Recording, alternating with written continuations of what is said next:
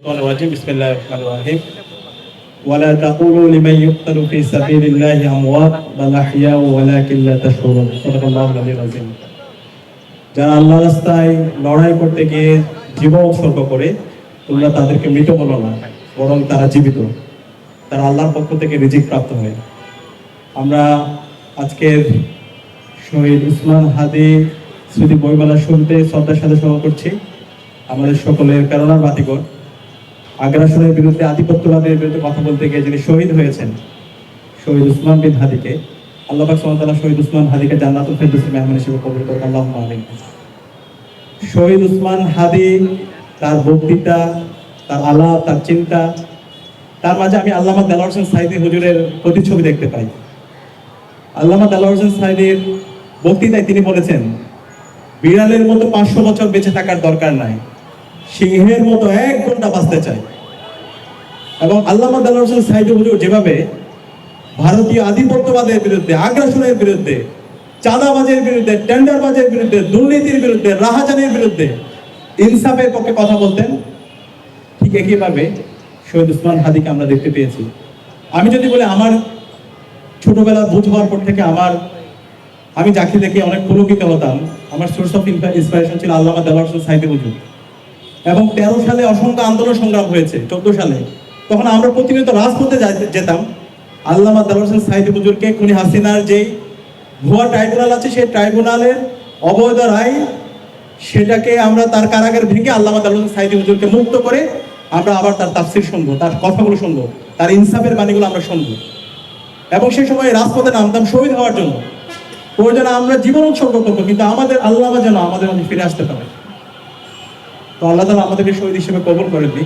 পরবর্তী দীর্ঘ লড়াই হয়েছে, আল্লাহ তাআলা আল্লামা দেলোয়ার হোসেন সাঈদী হুজুরকে নিয়ে গেল।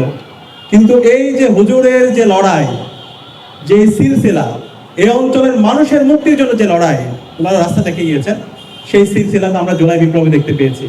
জুলাই বিপ্লবের আবু সাঈদ, ওয়াসিম, শান্ত, আলী রায়হান প্রত্যেকেই এই আল্লামা দেলোয়ার হোসেন সাঈদী হুজুররা যে আধিপত্যবাদের বিরুদ্ধে, আগ্রাসনের বিরুদ্ধে যেভাবে তারা ভোকাল ছিল, ঠিক একইভাবে আমরা তাদের মধ্যে সেই আকাঙ্ক্ষা, সেই প্রত্যাশা আমরা দেখতে পেয়েছি। এবং বিপ্লবের পরবর্তী 1.5 বছর জুড়ে শহীদদের যে স্পিরিট, শহীদরা যে ভাষায় কথা বলেছেন, যে জন্য তারা জীবন দিয়েছেন, সে আকাঙ্ক্ষা আমরা শহীদ উসমান হাদির বক্তৃতা, বিবৃতি, তার লেখনের মধ্যে আমরা দেখতে পেয়েছি। শহীদ উসমান হাদি শুধুমাত্র বক্তৃতা এবং বিবৃতির মধ্যে সীমাবদ্ধ ছিল না। আমরা যেটা হয়, আমরা যারা বাংলাদেশপন্থী রাজনীতি করি, সেটা আমাদের দুর্বলতা বলতে পারেন, অক্ষমতা বলতে পারেন। আমরা কথা বলি কিন্তু কাজের মাধ্যমে আমরা নিজেদেরকে প্রমাণ করতে পারি না। আমাদের যারা শত্রু, তারা কিন্তু কথার চাইতে কাজের মাধ্যমে তারা প্রমাণ করে। তারা একটা মিথ্যা কথা বলে কিন্তু এটাকে খুব গুছিয়ে বলতে পারে, কিন্তু আমাদের সত্য কথাকে আমরা ভালোভাবে আমরা গুছিয়ে বলতে পারি না, সেটাকে আমরা এস্থেটিক ভিউ দিতে পারি না। কিন্তু সেই জায়গায় আমরা ব্যতিক্রম দেখতে পেয়েছি আমাদের শহীদ উসমান হাদিকে।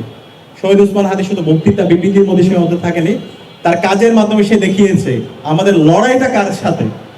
সে তার সাংস্কৃতিক বিপ্লবের মাধ্যমে, কাজের মাধ্যমে সে দেখিয়েছে, ইনকিলাব সেন্টার থেকে শুরু করে সারা দেশব্যাপী এদেশের মানুষের অব্যক্ত যে কথাগুলো আছে, সেই কথাগুলো উসমান হাদি সাহসের সাথে বলে গিয়েছে। কাউকে তোয়াক্কা করে নাই, কোনো ধরনের হুমকি তুমকিকে এসে তোয়াক্কা করে নাই।